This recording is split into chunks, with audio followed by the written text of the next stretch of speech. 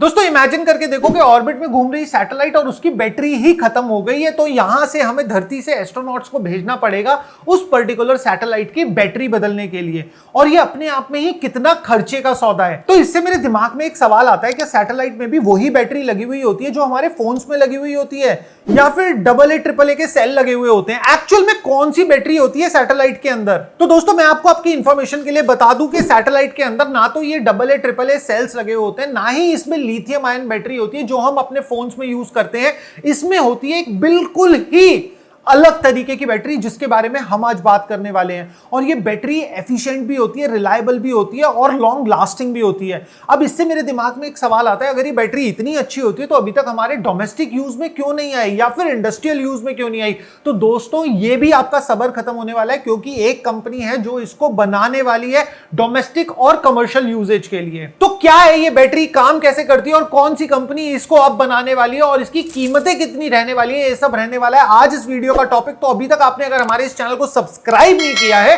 तो तुरंत कर दो, फिर हम शुरू करते हैं आज की ये सुपर इंटरेस्टिंग वीडियो।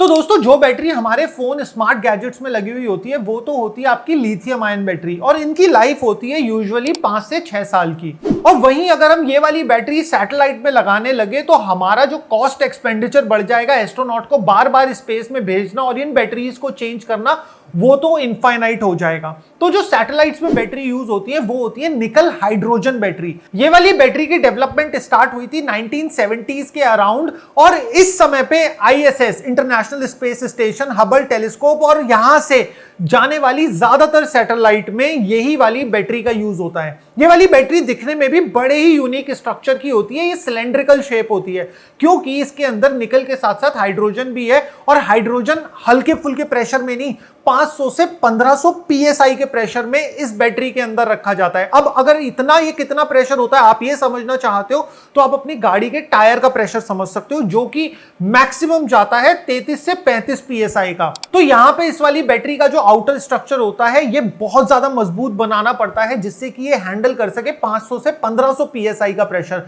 अब कुछ लोगों के दिमाग में सवाल आएगा, यार इतने ज्यादा हाइड्रोजन के प्रेशर की जरूरत क्या है? तो दोस्तों इस वाली बैटरी को एनर्जी डेंस बनाने के लिए, तो जितनी ज्यादा कंसंट्रेटेड फॉर्म में इसके अंदर हाइड्रोजन रहेगी ये वाली बैटरी उतना ही ज्यादा चार्ज अपने अंदर स्टोर कर पाएगी। और अगर हम खासियत की बात करें तो ये वाली बैटरी 30,000 चार्ज साइकिल या फिर 30 सालों के बाद भी 86% तक अपना चार्ज होल्ड कर सकती है। मतलब अगर ये आप बैटरी लो और ये आपको 100 घंटे का बैकअप देती थी तो आने वाले 30 सालों बाद ये आपको 86 घंटे का बैकअप दे पाएगी। और यही नहीं, इस वाली बैटरी को एक्सट्रीम कोल्ड या फिर एक्सट्रीम हॉट टेम्परेचर्स में भी काम करने में कोई दिक्कत नहीं होती। और यही वाली बैटरी यूज हुई थी मार्स रोवर में, तो इस वाली बैटरी ने सामना किया था मार्स के हार्श टेम्परेचर का भी। और जब ISS में यूज होती है तो ये स्पेस का जो डेंस कोल्ड होता है उसको भी झेल जाती है। और जो एक छोटा सा ड्रॉबैक इस बैटरी का आता है वो आता है चार्ज टू वेट रेशियो। जहां lithium ion battery 260 watt hour पर किलोग्राम स्टोर कर सकती है, वहीं ये वाली बैटरी 140 वॉट आवर पर किलोग्राम स्टोर कर सकती है। तो इसकी जो चार्ज कैपेसिटी है वो लिथियम आयन से कम है। तो अगर आपको लिथियम आयन की कैपेसिटी की ये वाली बैटरी बनानी है तो ये लिथियम आयन से साइज में ज्यादा बड़ी होगी। मगर यहाँ पे बहुत सारे लोगों के दिमाग में ख्याल आ रहा होगा कि यार ये वाली बैटरी तो बहुत ज्यादा डेंजरस हो जाएगी अगर गलती से हमने अपने फोन में लगा लिया या फिर अपने लैपटॉप में लगा लिया। तो दोस्तों इस चीज से आप बेफिक्र रहो। पहली चीज तो ये आपके फोन और लैपटॉप के लिए नहीं आ रही है, ये आ रही है कमर्शियल ग्रेड में एनर्जी स्टोरेज के लिए, जहां पे हमारे बड़े बड़े सोलर पार्क्स और विंड एनर्जी फार्म्स होते हैं, जो कि जैसे सोलर एनर्जी के साथ में वो केवल दिन में ही बिजली बनाता है, तो रात के लिए स्टोरेज के लिए ये वाली बैटरी एक बहुत अच्छा अल्टरनेट हो सकती है। उसके पीछे कारण क्या है? पहली चीज, ये वाली बैटरी नॉन टॉक्सिक है, इसके अंदर जो भी चीजों का इस्तेमाल हुआ है उनमें से कोई भी चीज टॉक्सिक नहीं है।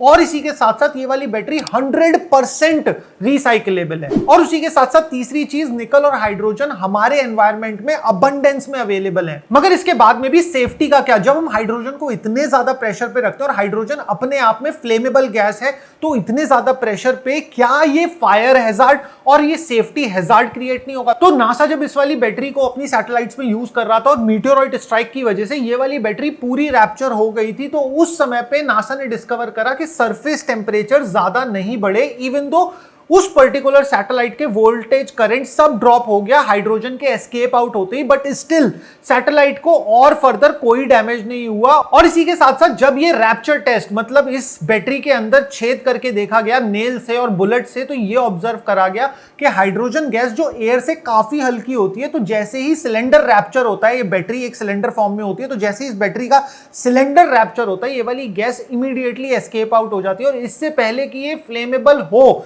या फिर इसकी कंसंट्रेशन एक फ्लेमेबल गैस की फॉर्म में बने, उससे पहले ही ये फैल जाती है और स्प्रेड आउट हो जाती है। और इसी के साथ साथ अर्थ के सरफेस पे भी कोई मेजर टेम्परेचर राइज नहीं देखा गया, तो इसको सेफ्टी स्टैंडर्ड्स के हिसाब से तो क्लीन चिट मिला हुआ है। मगर ये सब चीजों का रेलेवेंस क्या रहता है? इन सब चीजों का रेलेवेंस रहता है दोस्तों आज की डेट में जब हम जीरो कार्बन फुटप्रिंट करने जा रहे हैं अपनी धरती का, तो सबसे बड़ा चैलेंज जो आता है वो आता है रिन्यूएबल सोर्सेज के साथ में एनर्जी को स्टोर करना। सेम जैसे सोलर के साथ में है कि सोलर की एनर्जी दिन में तो अवेलेबल है, बट रात को आप उसे कैसे स्टोर करोगे? तो उसको स्टोर करने के लिए हमें efficient, reliable and long lasting batteries की जरूरत होती है। तो ये वाला सॉल्यूशन जब 1970s से डेवलप हो गया था, तो अभी तक ये कमर्शियली एप्लीकेबल क्यों नहीं हो पाया? इसके पीछे एक रीजन है। इसके पीछे सबसे बड़ा रीजन है दोस्तों इसकी कॉस्टिंग।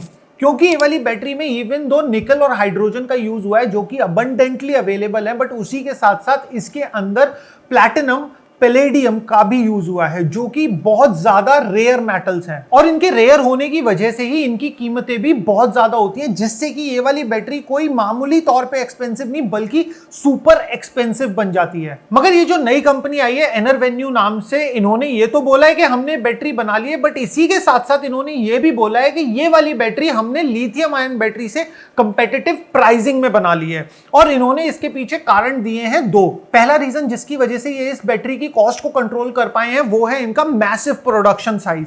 ये वाली कंपनी ऑपरेट करने वाली है 2024 तक 1 मिलियन स्क्वायर फुट की एक गीगा फैक्ट्री। तो इनका कहना है कि जब हम इतना ज्यादा मास प्रोडक्शन करेंगे इस बैटरी का, तो कॉस्टिंग ऑटोमेटिकली डाउन आ जाएगी। और इनको एक गवर्नमेंट ऑर्डर भी मिला हुआ है 850 मेगावाट आवर का। और इसी के साथ साथ इन्होंने कोलैबोरेट करा है स्टैनफोर्ड यूनिवर्सिटी के एक प्रोफेसर से जो कि मटेरियल साइंसेस के प्रोफेसर है, डॉक्टर याइची। और डॉक्टर याइची ने इन लोगों के लिए डेवलप करा है एक मेटल एलॉय जो कि इस बैटरी के अंदर पैलेडियम और प्लैटिनम को रिप्लेस कर सकता है, जिसकी वजह से इस वाली बैटरी की कॉस्टिंग सिग्निफिकेंटली डाउन आ जाएगी। तो दोस्तों इतना बड़ा इन्वेस्टमेंट और इतनी बड़ी गीगा फैक्ट्री और इतना बड़ा ऑर्डर जो इस कंपनी को ऑलरेडी मिल चुका है, इससे तो मेरे को बहुत प्रॉमिसिंग लग रहा है कि आने वाले फ्यूचर में इस तरीके की निकल हाइड्रोजन बैटरीज ऑपरेशनल हो जाएंगी। और इनका जो मेजर यूजेज होगा वो होगा गीगा स्टोरेज प्लांट्स में, क्योंकि एनवायरमेंट को देखते हुए लिथियम आयन हमारी रिन्यूएबल एनर्जी को स्टोर करने के लिए एक फिजिबल सॉल्यूशन नहीं है। और उसी के साथ साथ लिथियम की भी लिमिटेड रिसोर्सेज है,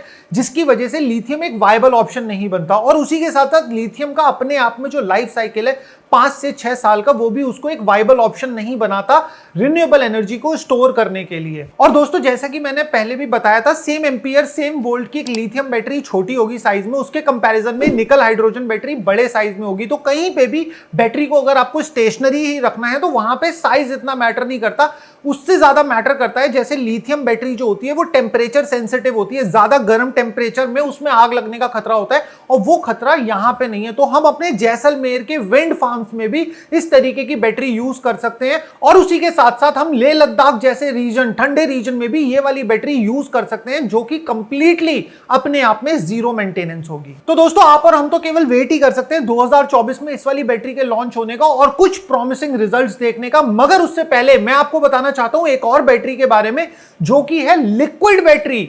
एक तरीके से आप अपनी गाड़ी में जैसे पेट्रोल डालते हो, आप उस बैटरी को डाल सकते हो, बट इसमें चेंज क्या होगा कि आपको उस वाली पुरानी बैटरी के पानी को निकालना होगा और फिर नया पानी डालोगे तो आपकी गाड़ी फिर से 100% चार्ज हो जाएगी। इस तरीके का एक इनोवेशन चल रहा है, हमने इस पे वीडियो भी बनाई थी और उस वाली वीडियो के हाइलाइट्स ये रही। दोस्तों अगर मैं आपको कहूं कि आने वाले टाइम में इलेक्ट्रिकल व्हीकल्स में बैटरी चार्जिंग की समस्या होने वाली है खत्म, जैसे हम अपनी गाड़ियों में पेट्रोल और डीजल डालते हैं वैसे ही हम लिक्विड बैटरी गाड़ियों में डाल सकते हैं, और ये डीजल और पेट्रोल डालने से भी जल्दी हो जाएगा। और यही नहीं दोस्तों, इससे आपकी कार को रेंज मिलेगी 10,000 किलोमीटर तक की।